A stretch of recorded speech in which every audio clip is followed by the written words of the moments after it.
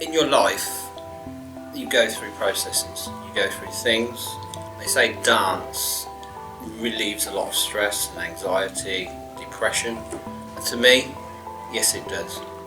You go through downs and ups in your life. When you're on downs, tango, the range of emotions you go through when you dance tango, you just can't explain. It's a feeling, it's in here.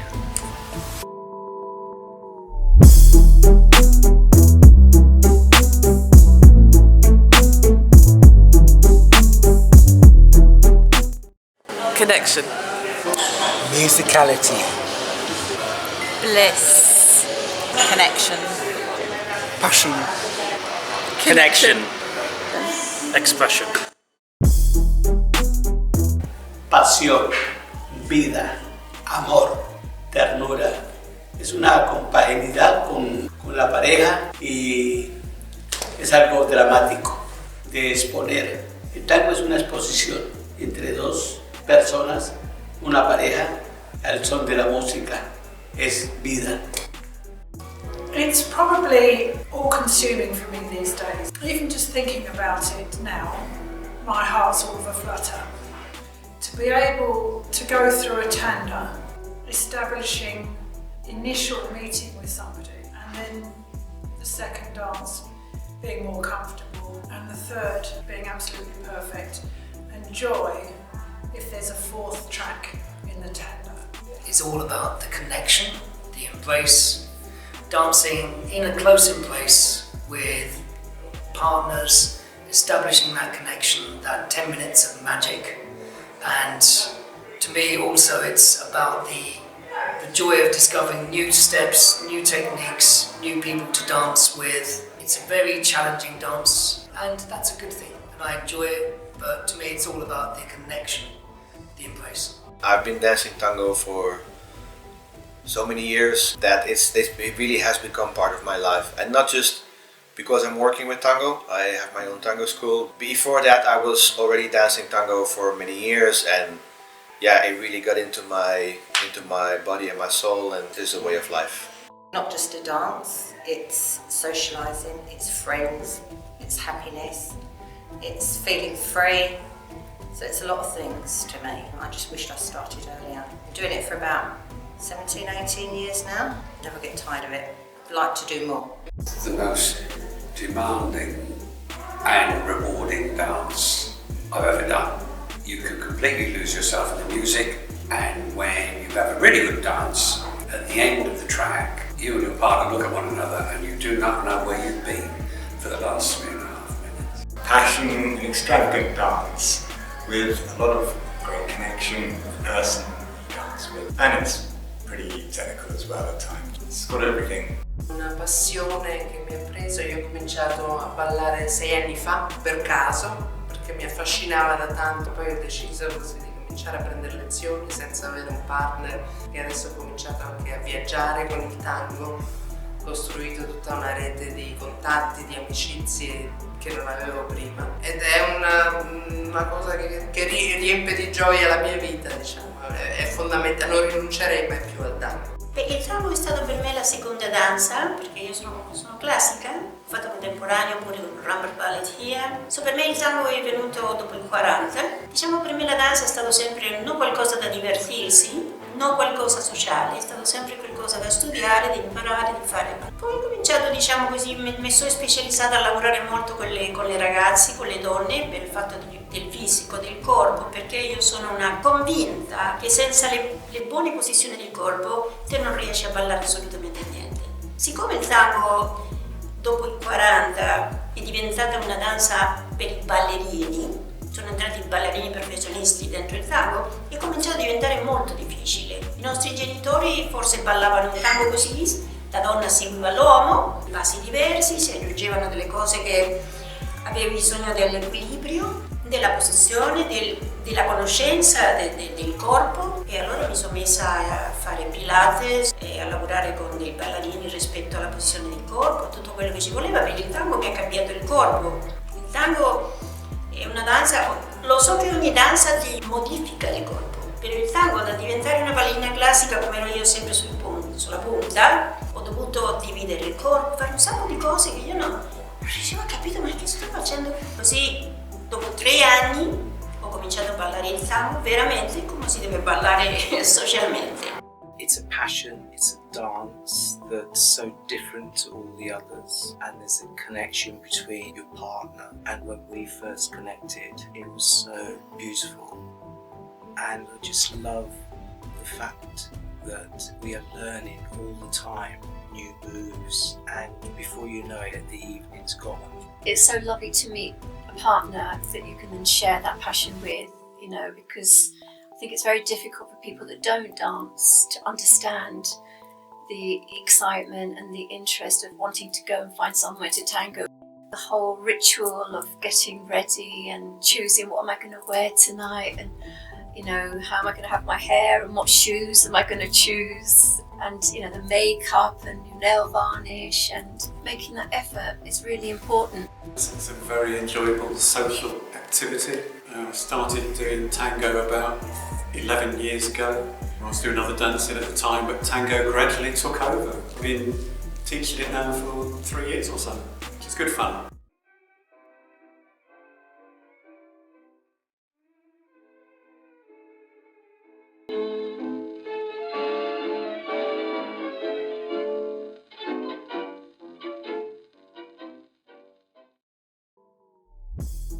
Noi facciamo molte coreografie. Ballare la milonga sì mi piace, solo che quando vado a ballare la milonga sento come che o mi sia passato il tempo di che gli uomini mi invitano a ballare o hanno paura di me, non lo so, qualcosa del genere. Allora non è che ballo tanto, con gli amici ogni tanto mi invitano a ballare. Però prima andavo a ballare ogni sera con l'Oscar. Ho la fortuna di avere un compagno che gli piace ballare. Non tutte le donne hanno questa fortuna.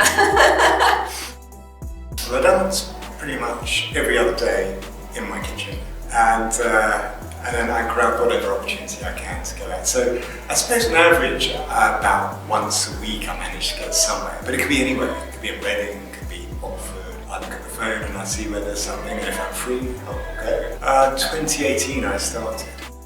Once to twice a week, but I have private lessons as well, once a month, one-on-one with Mario. Minimum twice a week, sometimes 3. And then of course you've got weekenders. Park your car up and you just dance, drink, eat and be merry for the whole weekend.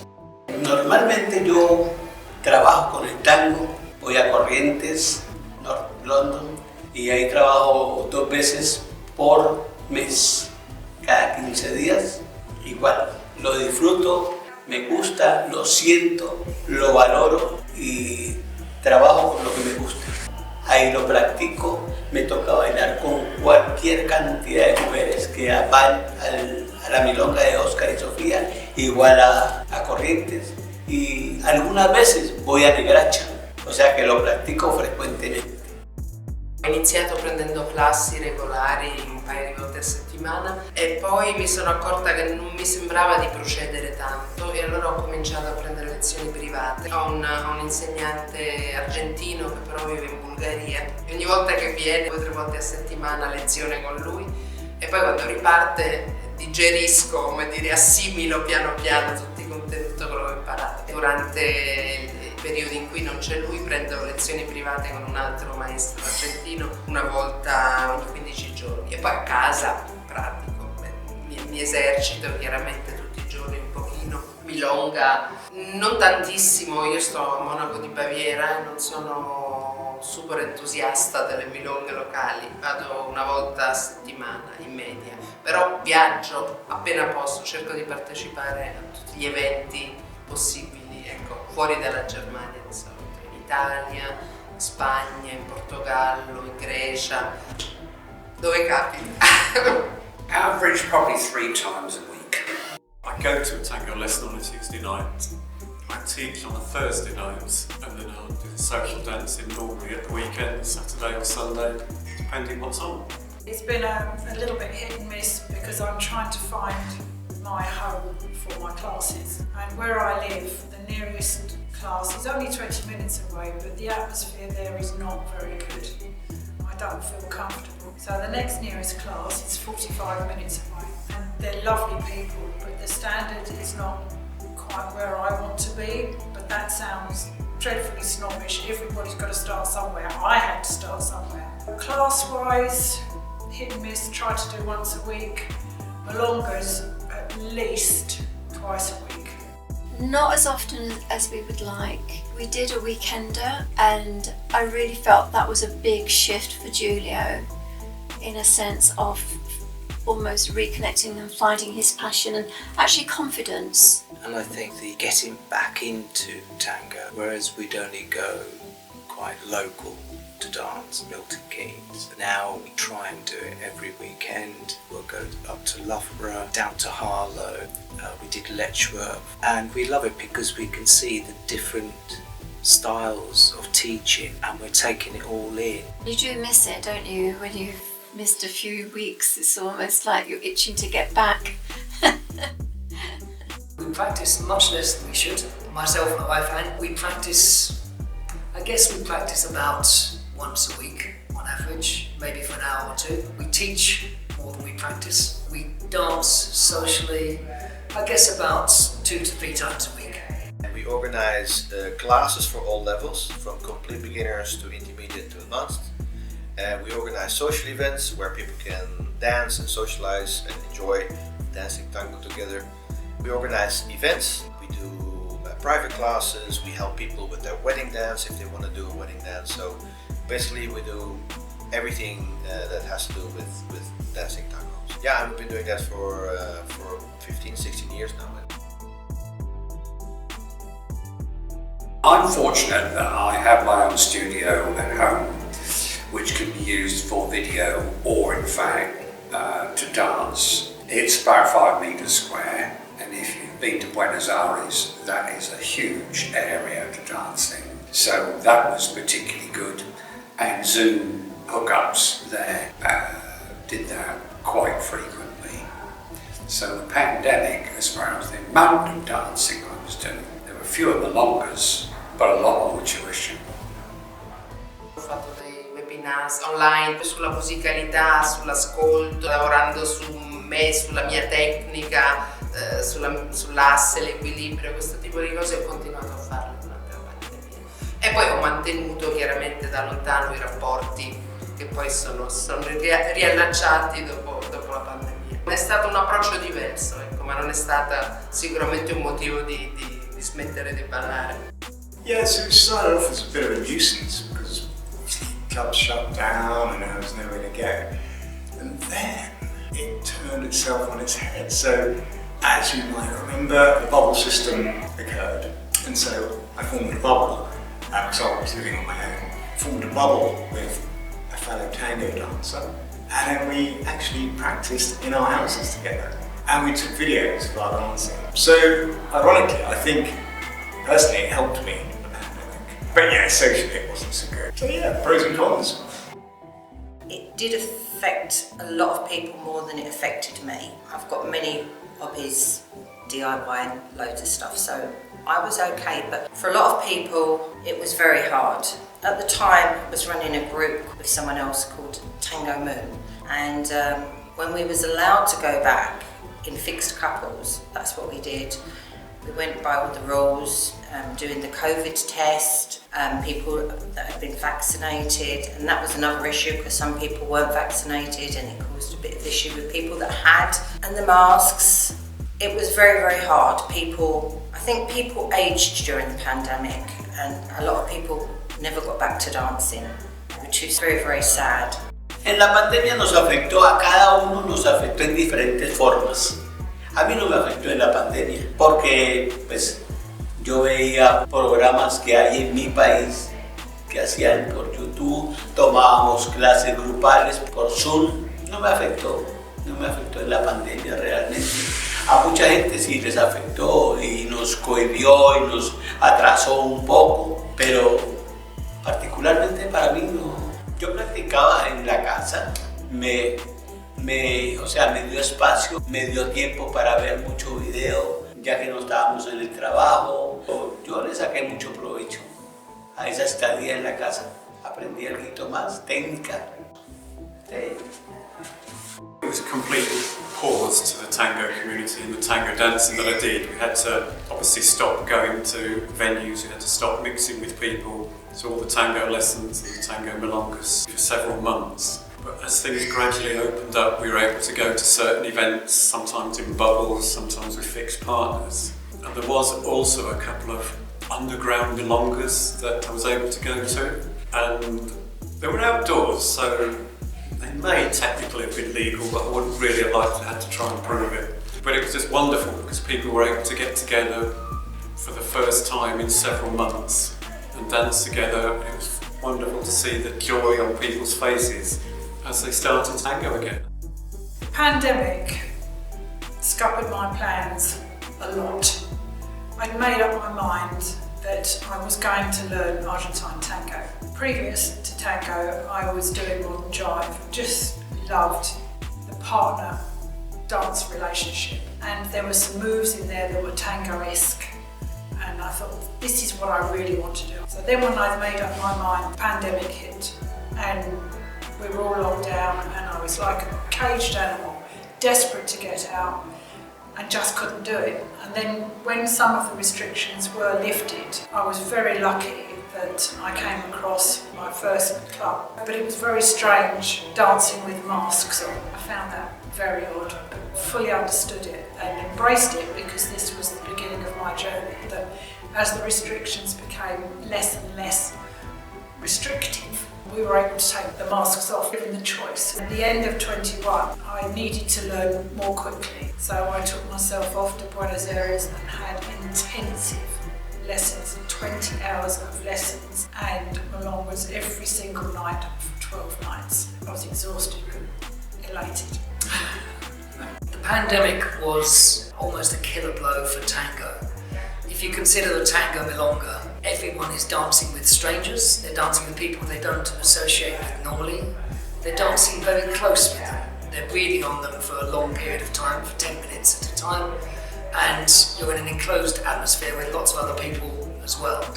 So tango is not compatible with any kind of lockdown. It just doesn't work. People tried to teach online, they tried to teach on Zoom. That didn't work either because it's about physical connection, contact. You can't learn that much on video. You have to have the connection to enjoy it. A lot of the tango people were small businesses or even doing it as a side hobby or as a business. Some people had this as a full-time business, and that's great. They got furlough support, they got everything they needed at that point, as did other workers. But many people, like us, we were doing this as a hobby, but it wasn't our main source of income. So that meant that we didn't get furlough support, so that money just went away. There was no income, there was no business. I think many people in the tango world at that point just basically couldn't make it work, went to do other things, and maybe at the end of lockdown they re-evaluated their lives as well. I'd say the whole scene, in 2024, the entire scene I think is maybe half or 2/3 of where we were 5 years ago. And that's a shame. It's gone downhill in some ways. People who are coming along are still keen to come along, but I'm not seeing quite as many new people learning as we saw a few years ago. La pandemia ha lasciato un sapore amaro per me, non soltanto per il fatto che io che sono una persona che si muove tanto e starmene ferma per me è stato terribile, veramente terribile. E ho perso amici, ho perso parte della famiglia con questa pandemia e ho perso anche mio figlio.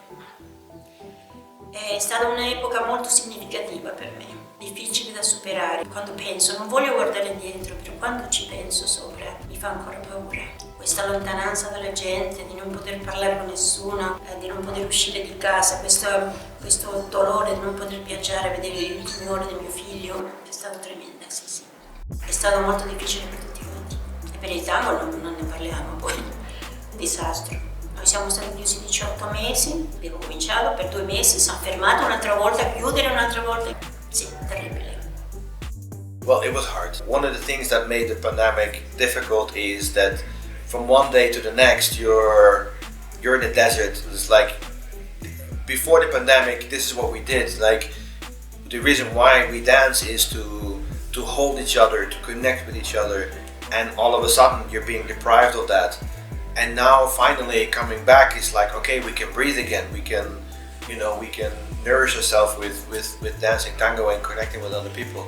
But also from one day to the next you lose your source of income, in our case. There was also no support whatsoever from the government.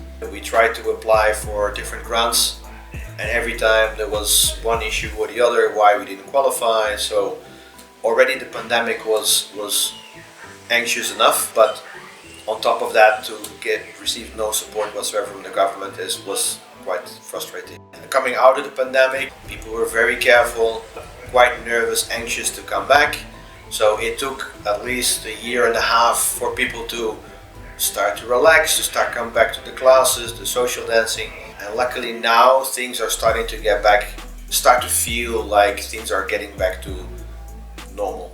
But still, we're not back to the same levels as where we were before the pandemic. And I think that's going to take another year or so.